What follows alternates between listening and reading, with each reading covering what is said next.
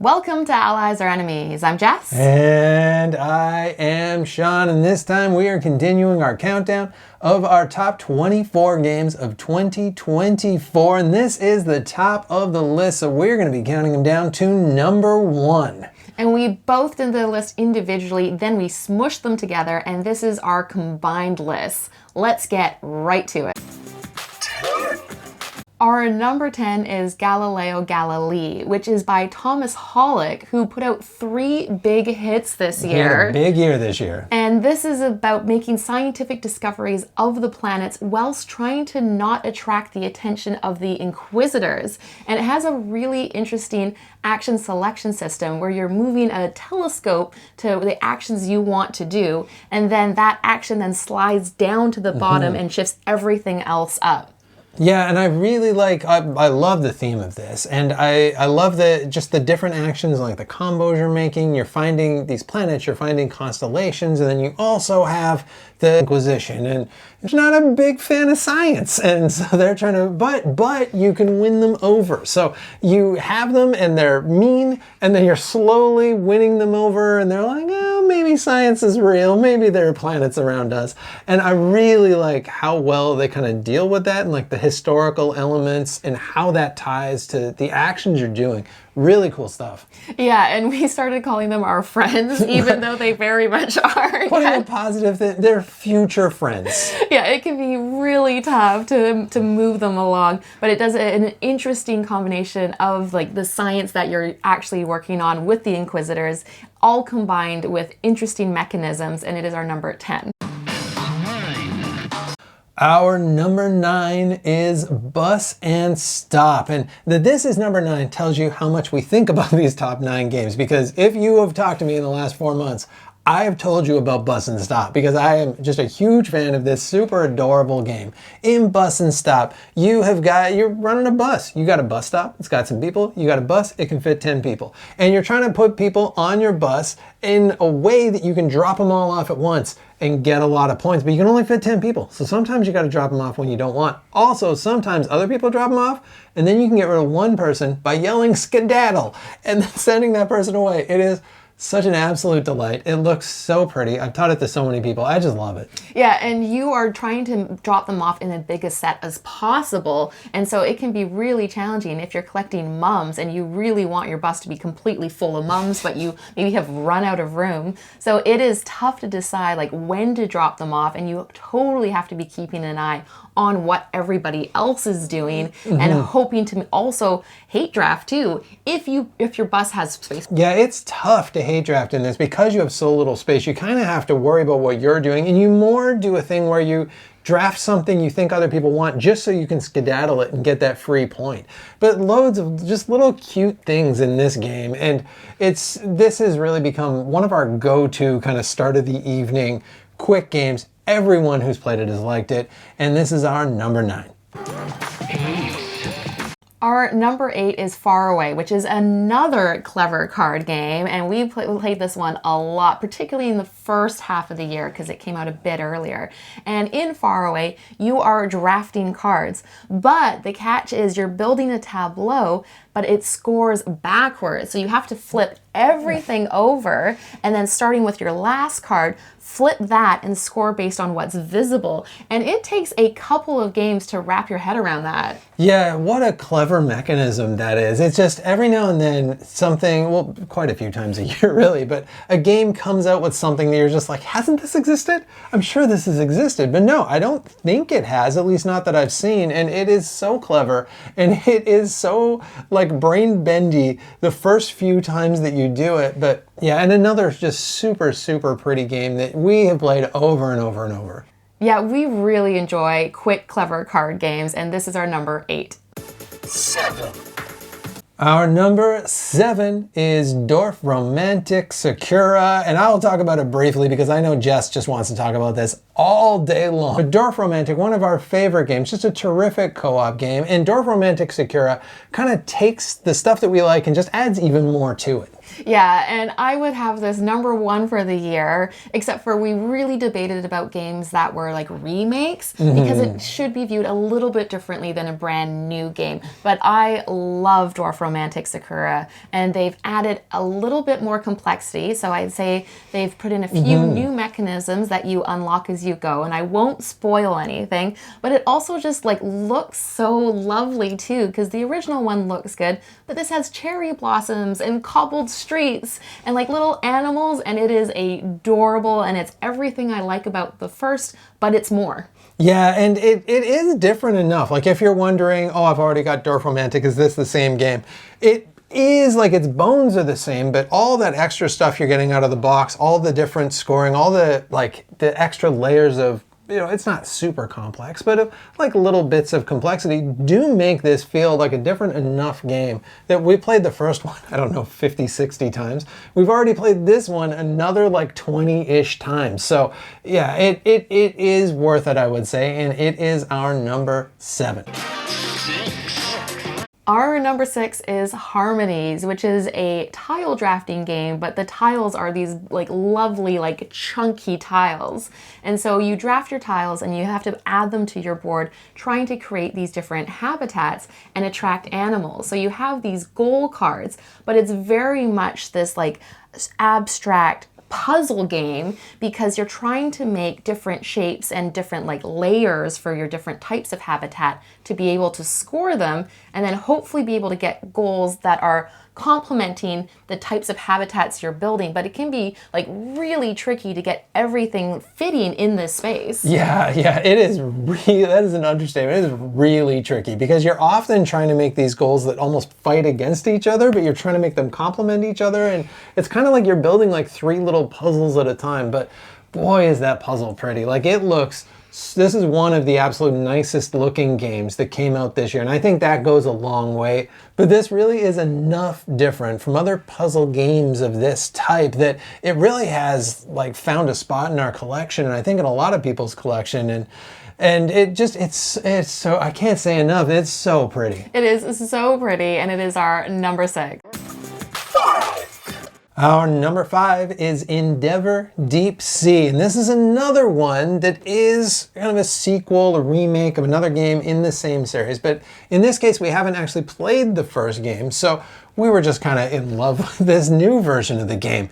And Endeavor Deep Sea is, you are in submarines, you're moving down, you're exploring the oceans, and you're conserving the oceans. It's a really simple system where you're adding different members to your team each turn, which are going to give you more actions that you're able to do. And then you just got a few little actions that you're doing. So you're finding new parts of the sea, you're saving turtles in the sea, you're diving down into the sea. It's pretty simple things, but it tells this really interesting story, and it's got all these different missions that really change up the game too. Yeah, I was gonna say those missions drive you to do very different things, which makes it super interesting, because some games we're just finding out that we're like really conserving a ton of animals. Other games we are diving down really deep, so we are building like the full map and trying to get as far as possible. And there is an option to play cooperatively as well, which is interesting that it gives you like both opportunities. And both are just as good too. Like I don't know if I've played another game where I equally liked the co-op version and the regular version. I've seen it in other games and one usually feels tacked on. Here, totally not the case. And it's got great tracks that you're moving up. You can take different routes each game. So much that I really, really like in this. And again, really, really nice production. And this is our number 5. Our number 4 is Wild Gardens, and I really like the theme of foraging in the forest to collect different ingredients. And then you use those ingredients to make different food that all looks super tasty. And then you're serving that food to customers who all have like vibrant personalities. And as you're doing that, you're also able to add these skills to your basic actions. And so that makes it really interesting because the original actions are quite simple, but you can customize those to go in like slightly different ways. Yeah, this was the biggest surprise of the year for me, because when I first saw this, I thought, oh, this is going to be like a Ticket to Ride-ish kind of, this is going to be a really simple game where I'm just getting things, and then I'm trading those things for things. But there's way more to it than I had expected. Like, you get in each other's way a lot. You gotta like figure out where those picnic benches are so that you can make things. Your different customers are interacting in different ways. There's different scoring paths that you can take. And I really like that theme. I love when a game has just a different theme, and it's such a nice theme. And the solo mode in this is terrific. It's got this really cool story-driven solo mode that throws these different challenges at you as you go through it. And I was like really into this solo mode. I was like engrossed in this solo mode. And there's so much personality in this game that really pulls you in. Yeah, and I feel like this is one that really flew under the radar, and I'm interested to see if more people get into it next year. And it is our number 4. Our number 3 is Shackleton Base. And again, this has got a theme that we're really interested in, where you're on the moon. But the cool thing is it's like different corporations on the moon. It's this very realistic view of how people are going to move out to the moon, that there's going to be advertisers and there's going to be corporations that you have to appease to actually do the useful science. You got to do the not useful stuff to do the useful stuff. And the cool thing is you've got all these different corporations. So you got 7 different ones. You use 3 each game, and those change the game enormously. They're almost different games how you're using those, but you're building these pods, you're putting stuff on the moon, you got people you're trying to pull into your different scientific corporations, and then you got all this other stuff you're doing. It's really thinky. We played this yesterday, and I think all of us were like thinking we're gonna play another game after. We finished this game and we were like, all right, we need a break. We need to eat some cookies. We need to take a nap. Like, everybody needed a little talkie time before we came back and played something real light. Yeah, it's really thinky because you have these 3 different types of workers, and each of them do something different on the main board, but they also do something different on like the other part that's different again, and you're going to be collecting up these different workers to put on your own board, which again does something different. So you're trying to think ahead for where you're putting these workers and which ones you want to use, but you sometimes get like stuck. This is a real potential for AP because of how many things you're thinking about at once. Yeah, we generally play games pretty fast, but this one does slow us down, but it slows us down in not a bad way. Yeah. Like, it's a puzzle that you're always engulfed in. You're always really interested in, and everyone's interested. And if it takes a while to get back to my turn, I'm honestly glad for it because it gave me some time to think about it and to think ahead. And you can tell, obviously, we really, really like this game because it's number 3 on our list. And I love when a game that has such, like, it's not really traditional because it does a lot of interesting new things, but a game that's such a Euro game takes on a theme that I'm just a lot more interested in than, just farming or building yet another cathedral. I like building stuff on moons and juggling my commitment to different corporations. And that is our number 3.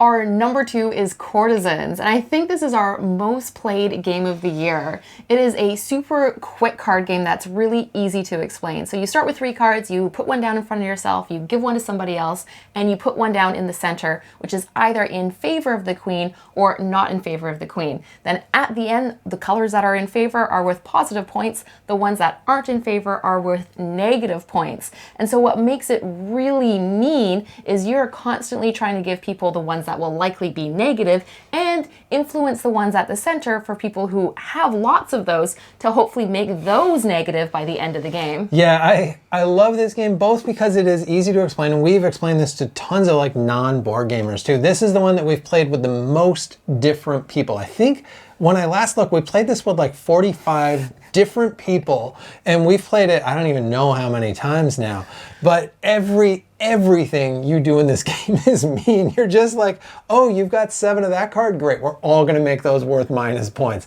And oh, I'm gonna give, here you go, here's this lovely gift of a card worth minus points. And you also have these spy cards that you play upside down, so people don't even know what they're getting. And you're just like nervous about that card you've got, and then you got a bunch of them. You don't even know what that is, so you might be influencing things to make it negative. So everything's mean. It's super crazy. Often people will win this game like 1 to like -4 to -5 to -7, but it's so fast that your feelings are never going to get hurt in this. And I don't think we've ever played it once. We've always played this. Everyone who's played this with us has wanted to play it a second time. Yeah, I was gonna say, as soon as the game is over, people are like, oh, okay, I get it now. I'm gonna bring you all down, and it is our number 2. Our number 1 is Seti, and it was so close between those top 3. Really, this whole top 10, like a lot of stuff bounced up and down over these last couple months. But we rested on Seti. Partly it's because this is Thomas Hollick's year. He has nailed it this year with 3. We've only played 2 of them, but I hear terrific things about Tea Garden too. But 3 big games, and I love to see that. A designer just like burst onto the scene. Danny Garcia did it last year, and now Thomas Hollick this year.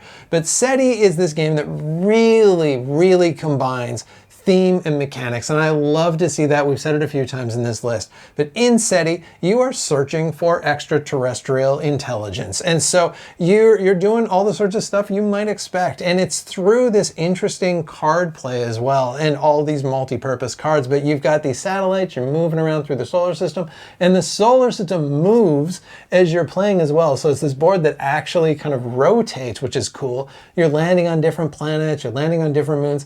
And I love that it's so science-based, but then also you're actually communicating with the aliens, and they've got all these different alien races, some slightly more kind of realistic than others, but that part is just so fun that you've got, I think, oftentimes what people would do with this sort of game is just keep it really in the science. But I love that they make that thing and it's like, oh, I hope we get to talk to aliens. And like, oh my goodness, we actually do. Yeah, and the game has a really interesting arc of slowly starting by being close to Earth and doing a little bit.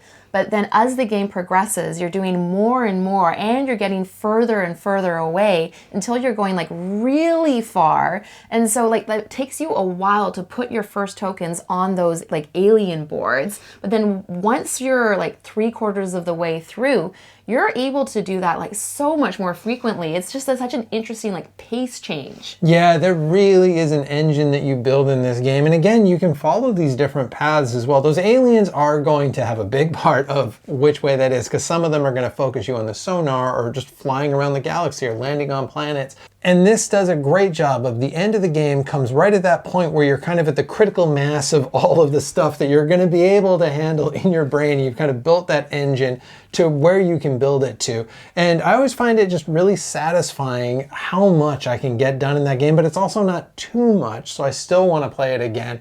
It's so different every single play, and that is why it is our number 1. And that is it. That is our top games of 2024. I know that we missed some of your favorites. Probably it's because we just didn't get a chance to play them. There are thousands of games that come out every year. We played a heck of a lot of them this year, but we still can't play everything. So please let us know the ones that we missed, because we would love to play those. Thank you so much for watching. Please let us know in the comments your favorite games of the year. And as usual, please like, subscribe, and hopefully we'll see you next time for another game.